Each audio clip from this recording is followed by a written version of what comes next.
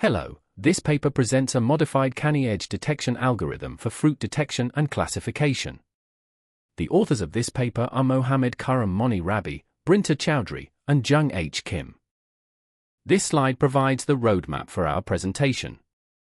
We will start by outlining our objective and the motivation behind this work.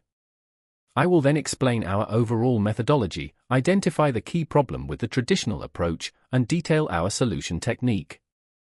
We will then review the simulation and result analysis that validates our method, and finally, we'll discuss our conclusions and ideas for future work. Our work had two primary, hierarchical objectives. First, fruit recognition. The system must correctly identify whether a fruit is an apple or an orange. This is the fundamental decision. Second, fruit classification. Once the type is known, the system must classify it further based on color, for example, red or green apple, and size, such as large or small. This two-stage process allows for detailed and practical automated sorting. This slide illustrates a very practical motivation. In manual sorting, a simple human error can lead to a sour orange being mistakenly grouped with sweet oranges, which has clear implications for quality and taste consistency.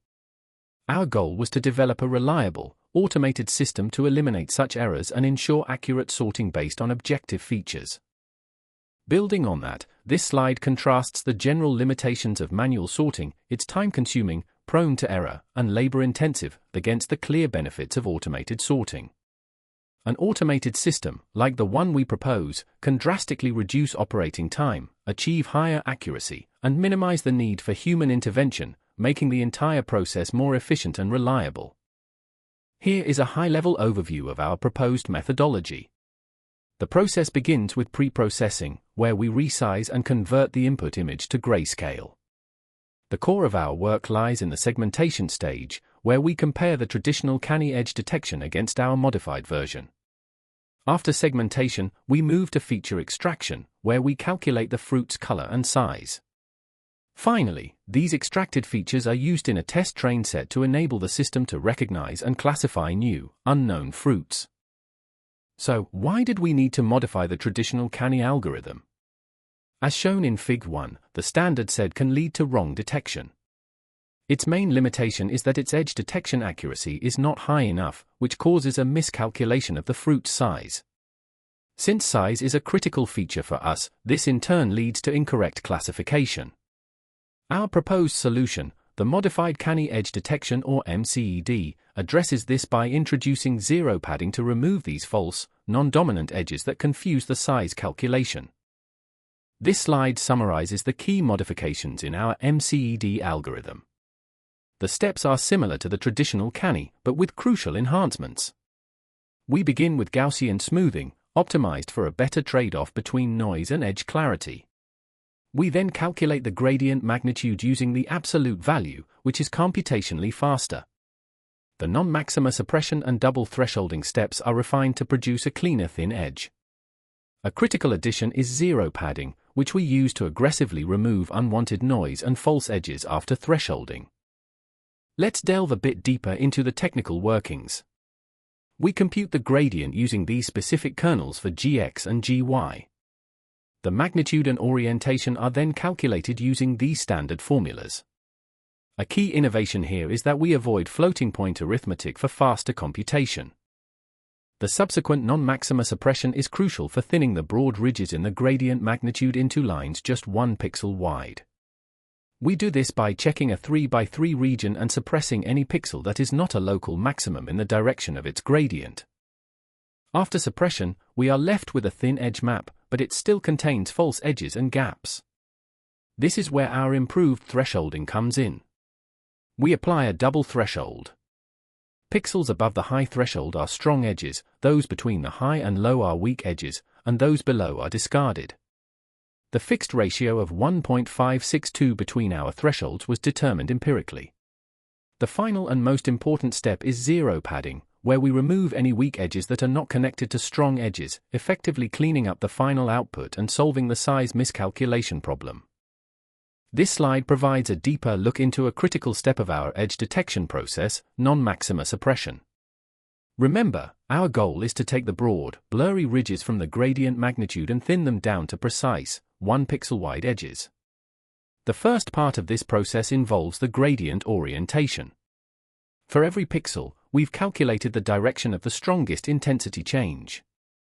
To make this manageable, we quantize this continuous range of angles into just 4 primary directions: 0 degrees, 45, 90, and 135.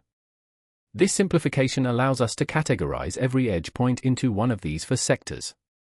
Now, we perform the actual non-maxima suppression. For each pixel in our gradient magnitude image, MIJ, we examine its 3 by 3 neighborhood. The rule is simple but powerful. We check the 2 neighbors that lie along the line of the gradient direction. For example, if a pixel's gradient orientation is 90 degrees, a vertical edge, we compare it to the pixel directly above and directly below it. If the center pixel's value is not greater than both of these 2 neighbors along the gradient, it means this point is not a local maximum. Therefore, we suppress it by setting its value to 0. You can see this in the diagram here. The center value, 2, is being compared along its gradient direction. If it isn't the largest in that line, it gets suppressed. The result of this rigorous process is a thinned, candidate edge map where all the non-maximal values have been removed, leaving only the most salient edge points. This sets the stage for the final step, thresholding, where we will decide which of these candidate edges are strong enough to keep. Following the non-maxima suppression step we just discussed, we are now left with a thinned edge map.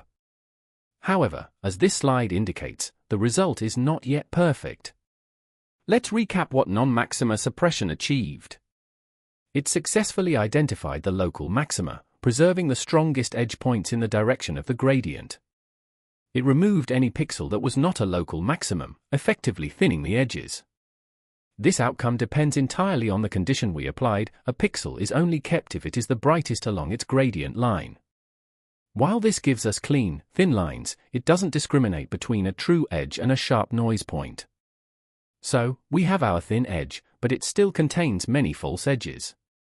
These can be caused by image noise, fine texture on the fruit's skin, or other minor variations that are not part of the actual fruit contour. This is where thresholding becomes essential. It is the next logical step to clean up this thinned image by deciding which of these thin edges are strong enough to be considered real. As the text states, the suppressed magnitude image will contain many false edges caused by noise or fine texture. Our solution to this problem is a crucial modification in our algorithm: zero padding to the neighborhood maxima. What does this mean? After applying thresholds to separate strong and weak edges, we perform a connectivity analysis. Any weak edge pixel that is not connected to a strong edge pixel is considered noise and is suppressed. Its value is set to 0. This pads the areas around the true edges with zeros, effectively removing isolated false responses and leaving a much cleaner, more accurate final edge map. This process of applying double thresholds and zero padding is what sets our modified Canny algorithm apart, and it directly addresses the problem of false edges that plague the traditional method. So, we now have our thinned edge map from the non-maxima suppression. The next critical step is thresholding, where we aim to separate the true edges from the remaining noise. The basic principle is simple: we apply a threshold, T. Any pixel with a gradient magnitude value below T is considered noise and is discarded by being set to 0. This should, in theory, leave us with only the genuine, strong edges. However, the core problem lies in selecting a single good value for T. This is notoriously difficult and presents a classic trade-off. If we set T too low, we are too permissive. While we keep most true edges, we also retain many false edges caused by noise and texture. If we set T too high, we are too strict. We successfully remove the noise, but we also risk causing genuine edges to disappear, especially in softer shadow regions or areas with lower contrast. This can break the contour of our fruit. A single, global threshold is a blunt instrument. It cannot adapt to these local variations in the image. This is where our key modification comes in. Instead of relying on a single threshold, our modified Canny algorithm uses a double thresholding approach followed by zero padding, which you can think of as a connectivity analysis. This intelligent technique allows us to be more nuanced. We can keep weak edge points only if they are connected to strong edge points, effectively bridging gaps and removing isolated false responses. This zero padding process is what allows us to handle this difficult situation robustly, preserving important edges while effectively cleaning up the noise. In the next slide, we will look at the specific mechanics of how we implement this double thresholding and zero padding to achieve a superior result. Building on the limitations of single thresholding we just discussed, this slide introduces our solution, double thresholding with hysteresis. Instead of one difficult-to-choose threshold, we apply two. An upper threshold, T, for strong edges. A lower threshold, T, for weak edges. Through extensive testing, we found that setting T equals 1.562 times T provides the optimal balance for our fruit detection application. Now, we categorize every edge point into three groups. Strong edge points, where the gradient magnitude is greater than T. These are definitely true edges, so we keep them all. Weak edge points, where the magnitude falls between T and T. These are potential edges, but we're not sure yet. Points below T, these are almost certainly noise, so we discard them completely. The crucial step is what happens to the weak edge points. We don't simply keep or discard them based on their individual strength. Instead, we apply hysteresis thresholding. A weak edge point is only kept if it's connected to a strong edge point. This means we trace along the edges. If a weak pixel is part of a contour that includes strong pixels, it's probably a genuine edge and we preserve it. If it's isolated, surrounded only by other weak pixels or noise, we discard it. This hysteresis approach gives us the best of both worlds. We maintain continuous edges while eliminating false responses, ensuring our fruit contours are both complete and clean. This intelligent thresholding strategy, combined with our other modifications, is what enables our modified Canny algorithm to achieve the superior performance we'll see in our simulation results. With a clean edge map from our MCED, we can now accurately extract features. We use two main features. Normalized color intensity, we separate the RGB channels, calculate their mean values, and then normalize the red and green intensities. This tells us the dominant color, which is key for distinguishing between red and green apples, and for gauging the ripeness of oranges. Fruit radius, we determine the center of the fruit and use the Euclidean distance to calculate the average radius from the center to all edge points. This gives us a reliable measure of the fruit's size. Our improved edge detection directly leads to a more accurate radius calculation. Now that we have a clean, segmented image from our MCED, we move to the crucial stage of feature extraction. We need to quantify the characteristics that will allow our system to recognize and classify the fruit. This slide focuses specifically on extracting our first key feature, color intensity. The process is broken down into three clear steps. First, we separate the three color channels, red, green, and blue. Next, we calculate the mean intensity for each of these channels across the entire fruit region. This gives us an average value for how much red, green, and blue is in the fruit. Finally, we calculate the normalized intensity for red and green. This is a critical step. Let's look at the simple but effective pseudocode that implements this. Step 1 is straightforward. We split the input image into its red, R1, green, G1, and blue, B1, component matrices.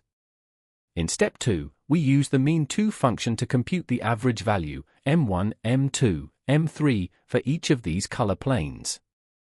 Step 3 is where the magic happens for classification.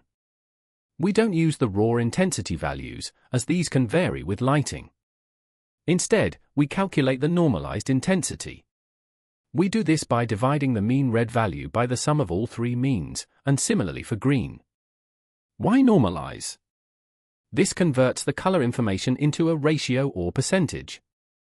It makes our system invariant to changes in overall brightness. A brightly lit red apple and a dimly lit red apple will have very different raw M1 values, but they will have very similar normalized to R2 values. This robustness is key to building a reliable classifier. The normalized red and green intensities, R2 and G2, become the primary color features that our decision-making algorithm will use to distinguish between, for example, a red apple and a green apple, or to gauge the ripeness of an orange. With color quantified, our next feature, the size of the fruit, relies directly on the accurate edge map we worked so hard to produce. Having extracted color information, we now turn to our second critical feature, fruit size. This is where the accuracy of our modified Canny Edge detection directly impacts our classification results. The size calculation process follows these four systematic steps. Find edges set. First, we identify all the edge points in our segmented image. These are simply all pixels where the edge-detected image has values greater than 0. Center calculation. To measure size, we need a reference point. We calculate the center of the fruit by finding the midpoint between the minimum and maximum row coordinates, r_CTR, and the minimum and maximum column coordinates, c_CTR, of all edge points. This gives us a robust center point that isn't skewed by irregular shapes. Euclidean distance. For every single edge point, we calculate its straight-line distance from the center we just computed. This is done using the standard Euclidean distance formula, which you see here in the code. Average distance. Finally, we take the mean of all these individual distances. This average distance, average_MCED, serves as our reliable metric for the fruit's radius, which is directly proportional to its overall size. This calculated radius is crucial for our final classification. It allows us to objectively categorize fruits as large or small based on the thresholds we established during training. The cleaner the edge map from our MCED algorithm, the more accurate this center calculation and distance measurement will be, leading to more reliable size classification. Together with the normalized color intensity we saw earlier, this size measurement completes the feature set that enables our system to make intelligent decisions about fruit type and quality. With both color and size features successfully extracted, we're now ready to see how these are used in the actual detection and classification logic. Before the system can work on new images, it must learn from a training set. We collected multiple samples of apples and oranges. For apples, we calculated the thresholds for green and red intensity and for size. For oranges, we established thresholds for size and red intensity, the latter helping to differentiate between sweet and sour varieties. These calculated thresholds, derived from the training data, form the decision rules for our matching algorithm. This table summarizes the complex decision logic for fruit detection, that is, determining if it's an apple or an orange. The rules are based on the relationships between normalized red and green intensity and the average size. You can see that the threshold values for the modified Canny algorithm are different and more precise than the traditional Canny, a direct result of our more accurate feature extraction. Once the fruit type is detected, these tables guide the final classification. For apples, the decision is based on which color is dominant and the size. For oranges, it's based on the red intensity, which correlates with sweetness, and the size. Again, note that the size thresholds for the modified Canny are more refined, allowing for better size categorization. Now, let's look at the results. These slides show the simulation pipeline for different test fruits. You can see the original image, the resized and gray pre-processed image, and then the critical edge detected image from both Canny and our modified Canny. The final result is determined by the decision rules we just saw.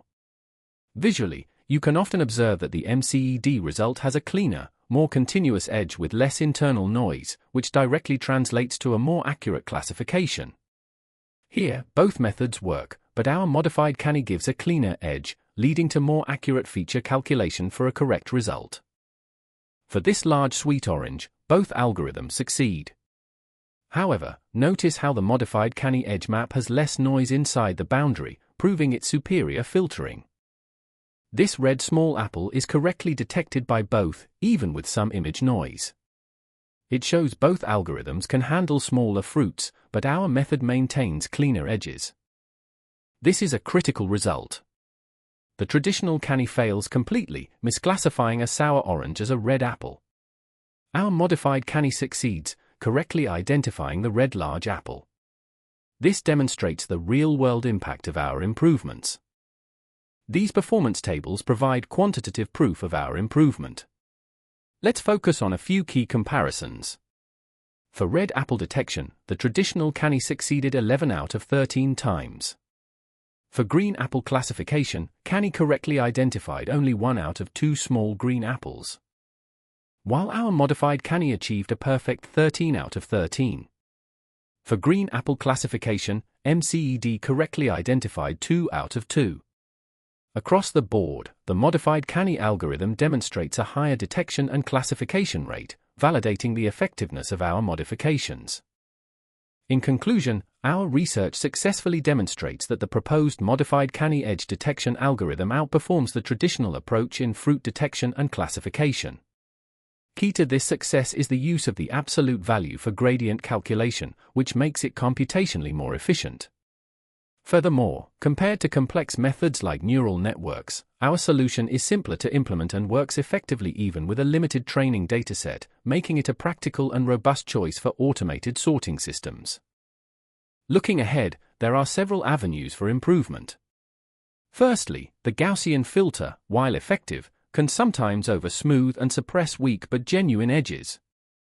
Exploring alternative filters could be a fruitful research direction. Secondly, implementing a dynamic thresholding approach would make the system more adaptable to varying lighting conditions.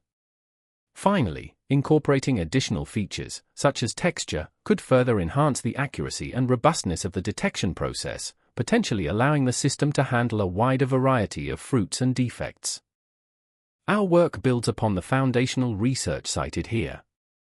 The development of a modified Canny Edge Detection algorithm for fruit detection and classification is an ongoing process, and we welcome any suggestions or insights.